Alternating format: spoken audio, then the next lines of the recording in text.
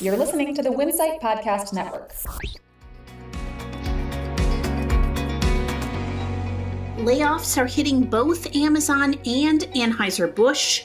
Why a federal attempt to block the Kroger-Albertsons mega merger may be a bad idea, and why investing in dinner appears to be a wise idea for convenience stores. Welcome to Retail Daily, your quick look at the top headlines from CSP Daily News and Winsight Grocery Business. I'm Heather Lally, Editor-in-Chief of WGB. And I'm Steve Holt, CSP's Editor-in-Chief. Less than a week after closing 3 of its stores in the UK, Amazon Fresh laid off hundreds of its U.S. workers amid a large-scale grocery restructuring, according to reports. On Wednesday, Amazon eliminated all of its so-called zone leads, managers who perform a variety of duties, including stocking shelves, training employees, and managing inventory. This according to an initial report in the Washington Post. It's unclear exactly how many employees lost their job, but Amazon confirmed via email to WGB that the layoffs are a move to restructure the staffing and operations at its 44 U.S. Amazon Fresh locations. And Anheuser-Busch is expected to lay off nearly 400 employees across its U.S. corporate staff as part of a restructuring intended to, quote, simplify and reduce layers within its organization. That's according to a CNN report. The action will not include brewery or warehouse staff or other frontline employees. The action comes after a challenging period for AB, which was the subject of a consumer boycott of its Bud Light in response to the brand partnering with transgender influencer Dylan Mulvaney. Bud Light had been the best-selling beer in the United States for more than 2 decades until earlier this May when Mexican import Modelo Especial took the top spot for the first time.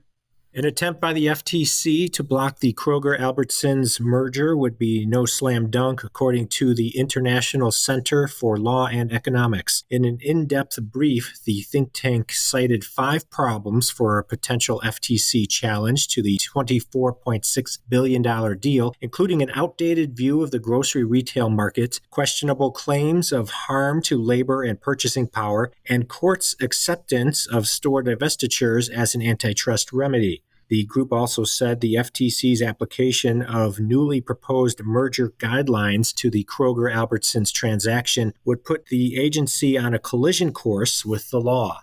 Sheetz, Wawa, and 7-Eleven are gaining visits and market share by emphasizing food service in the evening. That's according to new Placer AI data. The company's foot traffic data also indicates return to office levels in cities are at about 60% of what they were in 2019, as remote and hybrid work schedules keep many employees working from home for at least part of the week. Instead of heading to the grocery store or a restaurant to pick up dinner, people are dining at convenience stores that have invested in food service.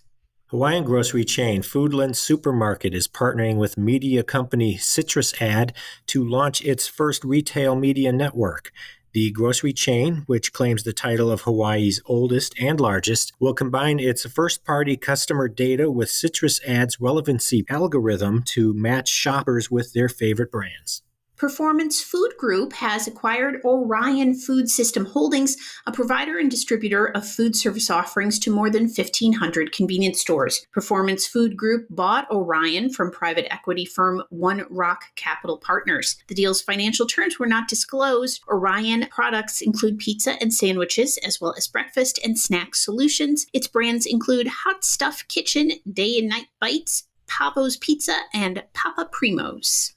As part of a $300 million investment, Keurig Dr. Pepper will sell and distribute La Colombe ready-to-drink coffee beverages in KDP's direct store distribution network. The deal also involves KDP licensing, making, and distributing La Colombe branded K-Cup coffee pods in the U.S. and Canada. KDP's $300 million cash investment is in exchange for a 33% ownership stake in the company, making KDP the second largest investor in La Colombe.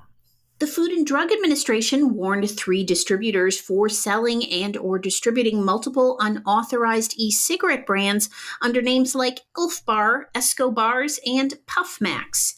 ABS Distribution Inc., EC Supply Inc., and Easy Wholesale LLC were the 3 companies sent warning letters. The brands cited in the warning letters have been identified as being among the most popular e-cigarettes for U.S. youth.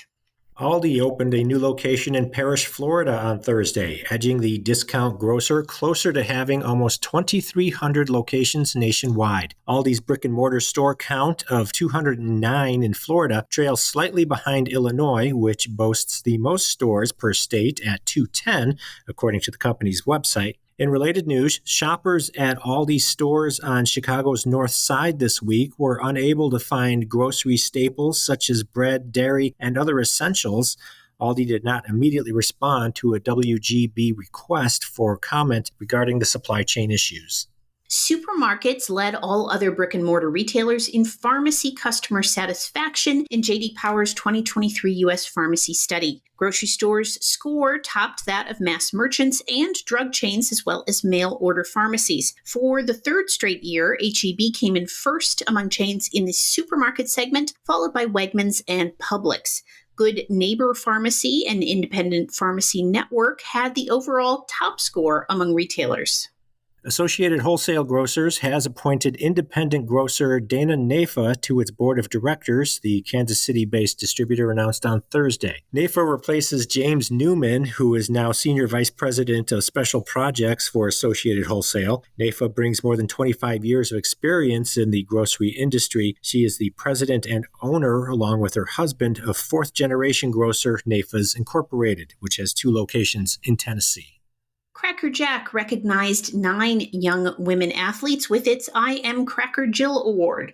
The recipients received $5,000 from Cracker Jack to support their sports endeavors.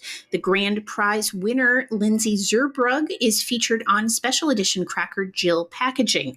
The company also donated $400,000 to the national nonprofit Women's Sports Foundation to expand access and opportunities for girls and women in sport so they can play, compete, and lead without barriers. That's pretty neat.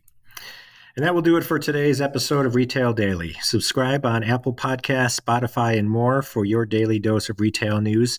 For more on these stories, visit CSP Daily News or winsightgrocerybusiness.com. I'm Steve Holtz. And I'm Heather Lally. Have a great day.